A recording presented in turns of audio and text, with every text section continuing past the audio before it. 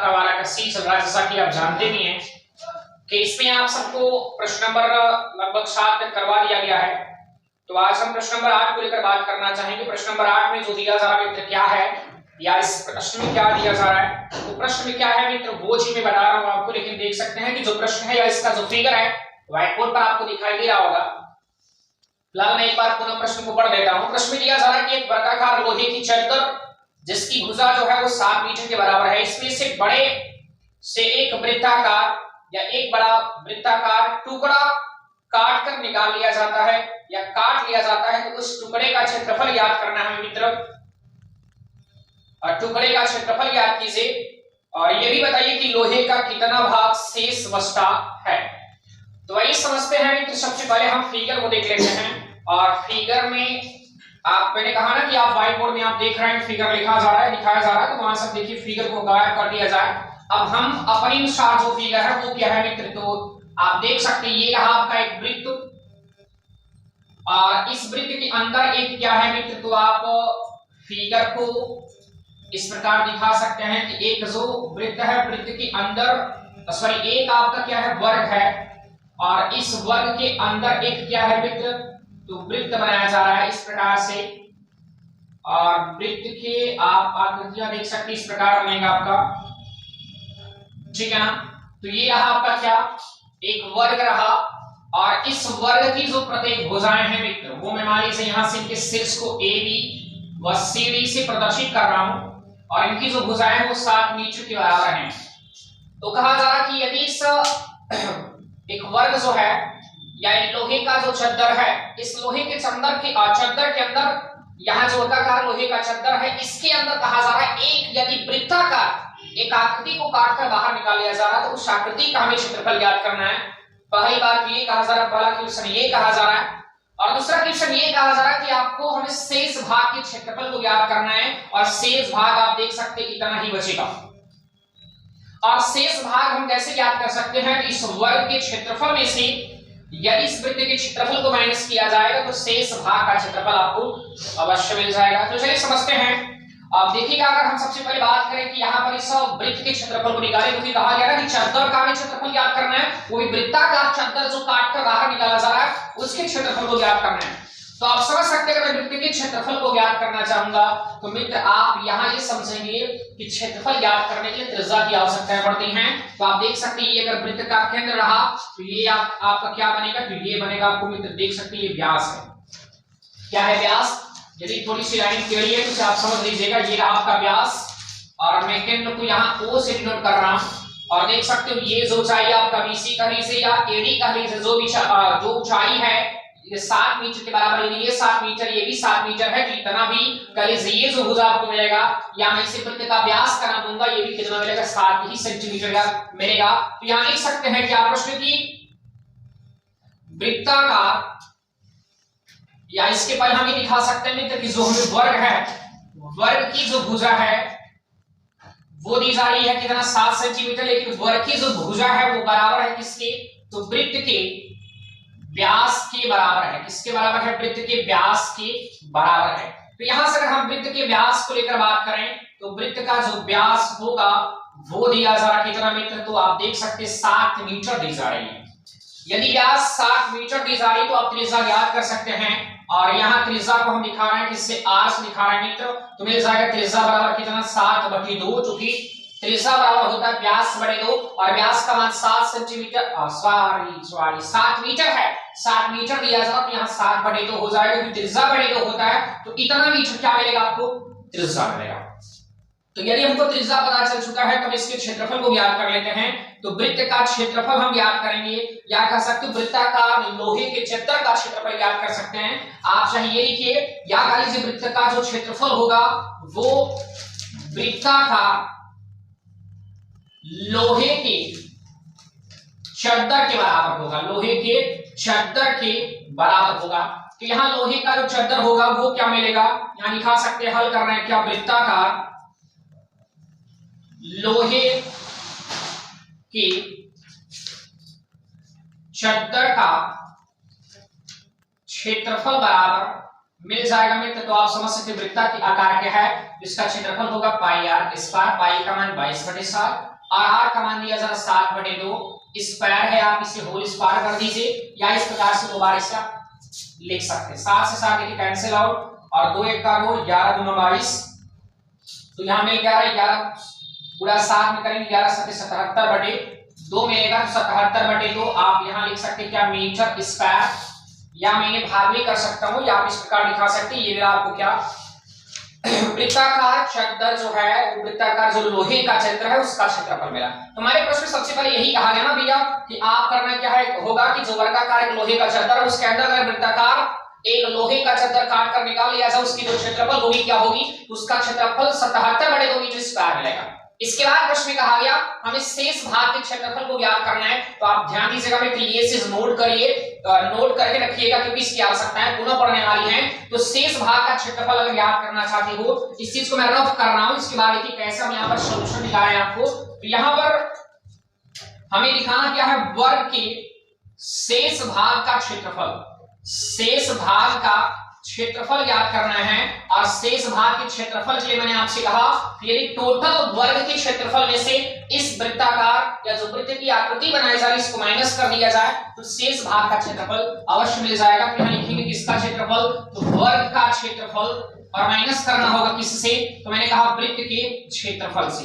तो वृत्त का क्षेत्रफल कर लेंगे इस प्रकार से, और आप देख सकते हैं यदि यहाँ से वर्ग के शेष भाग का क्षेत्रफल ज्ञात करना है, वर्ग के शेष भाग का अगर हमें क्षेत्रफल ज्ञात करना है मित्रों, तो इस प्रकार से देख सकते हैं वर्ग का जो क्षेत्रफल होगा आप समझ सकते हैं, वर्ग की भुजा 7 मीटर है, तो हम यहाँ लिख सकते हैं क्या 7 का होल स्क्वायर माइनस कर दीजिए।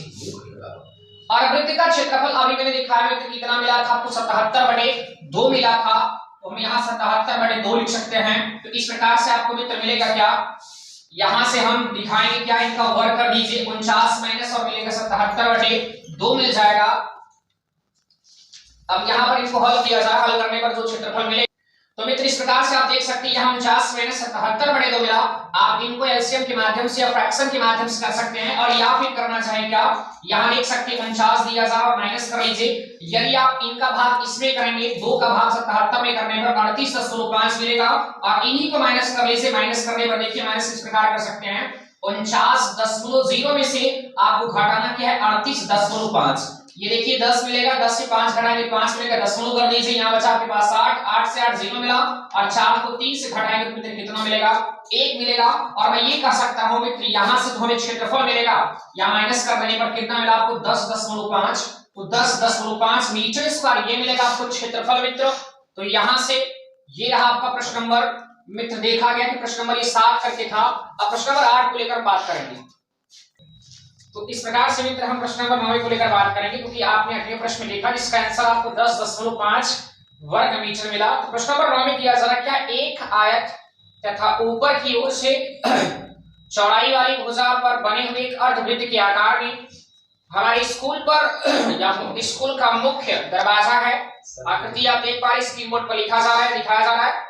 दरवाजे की चौड़ाई 4 डेसीमीटर है और उसकी जो ऊंचाई है या अधिकतम ऊंचाई का दीजिए वो 10 आपको दी जा रही है डेसीमीटर। तो दरवाजे का क्षेत्रफल हमें ज्ञात करना है। तो मित्र आपसे ये कहा जा रहा है कि एक डिजाइन है, कल से एक दरवाजा बनाया जा रहा है, उस दरवाजे की जो आकृति है कुछ इस प्रकार से बताई जा रही है कि ये रहा क्या, आयत के आकार की है और आयत के ऊपर एक अर्ध वृत्त बनाया जा रहा है। तो ये समझिए आप, ये रहा आपका क्या आयत, और इसकी जो लंबाई दी जा रही है, अर्थात इस आयत की जो लंबाई दी जा रही है वो आपको कितना दी जा रहा है, इसके बाद कहा गया कि इसके ऊपर एक इस प्रकार से एक अर्धवृत्त का डिजाइन कर लीजिए, अर्धवृत्त बनाया जा रहा है इस प्रकार से, ये रहा आपका अर्धवृत्त। और इसके बाद में ये कहा जा रहा है कि जो अर्धवृत्त की हमें से त्रिज्या या अपनी ऊंचाई को इस प्रकार से दी जा रही है। प्रश्न क्या है, प्रश्न क्या है, दिया जा रहा कि तो दरवाजे की चौड़ाई है वो 4 डेसीमीटर है। तो हम ये कह सकते हैं कि दरवाजा ये रहा, इसकी जो चौड़ाई होगा मित्र ये होगा, तो ये आपके 4 डेसीमीटर हैं, और ये मैंने कहा 4 डेसीमीटर इसकी चौड़ाई, यहाँ पर अगर 4 डेसीमीटर की आयत है तो ये भी आपको 4 डेसी मिलेगा या 4 डेसीमीटर मिलेगा। तो मैं कह सकता हूँ ये आपका अर्धवृत्त है, अर्धवृत्त का ये क्या बनाया जा रहा है और वृत्त का ये व्यास बनाया जा रहा है, और ये टोटल अगर आपको मिल रहा है कितना 4 डेसीमीटर मिल रहा है। तो आप समझ सकते हैं क्या मित्र की ये टोटल व्यास की जो वैल्यू है 4 डेसीमीटर है। इसकी त्रिज्या की बात करेंगे तो आप समझ सकते हैं कि यहां मिलेगा कितना 2 डेसीमीटर मिलेगा। अच्छा चलिए इसके बाद यहाँ जो टोटल इसकी हाइट दी जा रही, टोटल इसकी जो हाइट है मित्र वो दी जा रही कितना आपको 10 डेसीमीटर मिल रहा है। तो 10 डेसीमीटर मिल रहा है। क्या इसकी टोटल जो हाइट है या अधिकतम ऊंचाई कह लीजिए, और अधिकतम ऊंचाई जो होगा यहां से लेकर यहां तक है, यहां से लेकर यहां तक क्या है मित्र इसकी अधिकतम ऊंचाई है। हमें करना क्या होगा, थोड़ा सा ये बात समझना होगा कि ये अर्धवृत्त का यदि इसकी त्रिज्या यहां से लेकर यहां 2 डेसीमीटर है तो ये भी क्या मिलेगा आपको 2 ही डेसीमीटर मिलेगा। अब देख सकते हैं टोटल 10 अगर आपको डेसीमीटर दी जा रही है, उसमें से अगर मैं इस अर्धवृत्त की ऊंचाई को माइनस कर दूं तो हमें केवल इस आयत का लंबाई जरूर पता चल जाएगा और चौड़ाई तो आपको दिया ही है। तो यदि यहाँ जो बीच में डिजाइन बनाया जा रहा है वो डिजाइन पर विशेष ध्यान देना है नहीं, आपको ये समझना है कि ये आयत दिख रहा और उसके ऊपर एक अर्धवृत्त बनाया जा रहा है। तो इस अर्धवृत्त का क्षेत्रफल को अगर इस आयत के क्षेत्रफल से जोड़ दिया जाए तो हमें दरवाजे का क्या मिल जाएगा, क्षेत्रफल। वही समझते हैं। सबसे पहले लिखेंगे क्या मित्र, क्या दिया जा रहा प्रश्न में, प्रश्न में दिया जा रहा क्या, अर्धवृत्त का जो हमें व्यास है, अर्धवृत्त का जो व्यास है वो मित्र किसके बराबर है, तो आयत की चौड़ाई के बराबर है। किसके बराबर है, आयत की चौड़ाई के बराबर है। और कितना दिया जा रहा है तो हम कह सकते हैं आयत की चौड़ाई, या यहाँ अर्धवृत्त के व्यास को भी लेकर बात करें तो d का जो मान है आपको 4 डेसीमीटर मिल रहा है। तो यदि डेसीमीटर है तो हम इनको चेंज कर सकते हैं, किसमें चेंज नहीं करना है, काम करिए मात्रक जैसे है वैसे ही रहने दीजिए आप। यहाँ d का मान कितना मिल रहा है, मतलब व्यास ही है, तो त्रिज्या ज्ञात कर सकते हैं। d/2 मिलेगा कितना आपको 4/2 और विभाजित कर देंगे तो 2 मिलेगा। इसका अर्थ होगा r का मान जो है वो आपको 2 डेसीमीटर मिला। इसके बाद यहाँ जो आयत की लंबाई हमें देख सकते हैं, आयत की जो लंबाई बताई जा रही है वो आपको दिया जा रहा है कितना, तो आप देख सकते हैं आयत की जो लंबाई मैंने कहा निकालना चाहेंगे तो आप देख सकते हैं दरवाजे की अधिकतम ऊंचाई में से, अधिकतम ऊंचाई में से यदि मैं माइनस कर देता हूं क्या, अगर अधिकतम ऊंचाई में से मैंने कहा वृत्त की ऊंचाई को कह लीजिए वृत्त की त्रिज्या, यहाँ अधिकतम ऊंचाई में से क्या करें, अर्धवृत्त की त्रिज्या को क्या कर दें, माइनस कर दें। तो अर्धवृत्त की त्रिज्या यहाँ देख सकते हो मिलेगा क्या आपको, यहाँ से आयत की जो लंबाई मिलेगी, आयत की जो हमें लंबाई मिलेगा मित्र वो क्या मिल जाएगा, तो मिलेगा आपको कितना, दरवाजे का टोटल जो अधिकतम ऊंचाई था 10 डेसीमीटर और -2 कर लेंगे तो मिलेगा कितना, आप देख सकते हैं यहाँ से अगर घटा दिया जाए तो यहाँ मिल सकता है कितना आपको 8 डेसीमीटर मिलेगा। तो ये क्या रहा, यल का मान कह लीजिए, अर्थात यल का मतलब लंबाई रहा। और चौड़ाई b की बात करेंगे तो b कितना दिया जा रहा है तो देख सकते हो आपको 4 डेसीमीटर दिया जा रहा है। तो हमें करना क्या, इस दरवाजे के क्षेत्रफल को ज्ञात करना है। तो मैंने कहा करना क्या होगा, इस आयत के क्षेत्रफल में से इस अर्धवृत्त के क्षेत्रफल को क्या कर दीजिए, जोड़ दीजिए, तो दरवाजे का क्षेत्रफल आपको मिल जाएगा। तो चलिए इस चीज को हम यहाँ पर देखते हैं मित्र। अगर हम यहाँ से दरवाजे का क्षेत्रफल याद करें तो एक काम करें मित्र, आप इसे नोट कर लीजिए और इसे रफ करके यहीं पर आपको बता देता हूं। तो ये चीज रफ कर रहे हैं यहां तक, और यहां से आप देख सकते हैं कि दरवाजे का अगर हम क्षेत्रफल याद करें तो दरवाजे का क्षेत्रफल बराबर आयत का क्षेत्रफल, आयत का क्षेत्रफल प्लस कर लेंगे क्या, अर्धवृत्त का क्षेत्रफल। तो अर्धवृत्त के क्षेत्रफल को जोड़ दिया जाएगा। तो चलिए आयत का क्षेत्रफल l × b होता है, प्लस यहाँ अर्धवृत्त का क्षेत्रफल क्या होगा, पूरे वृत्त के लिए πr² होता है, लेकिन अर्धवृत्त के लिए क्या होगा πr²/2। चलिए मान रखते हैं l का मान दिया जाए कितना भी ज्ञात किया गया, कितना 8 और b का मान 4 रहा, प्लस कर दीजिए पाई का मान 22/7 इंटू कर लीजिए r का जो मान है अभी मैंने बताया कि 2 दिया जा रहा तो 2 का होल स्क्वायर करने का अर्थ है कि 2 बार आप लिख दीजिए 2 और बटे यहाँ 2 है 2 कर लीजिए। देखिए इंटू से 2 कट जा रहा है, यहाँ देखिए 8 चौके 32 और प्लस करेंगे, यहाँ देखिए बच क्या रहा है 22/44/7, इतना आपको क्या मिलेगा, वर्ग डेसीमीटर मिलेगा, डेसीमीटर मिलेगा।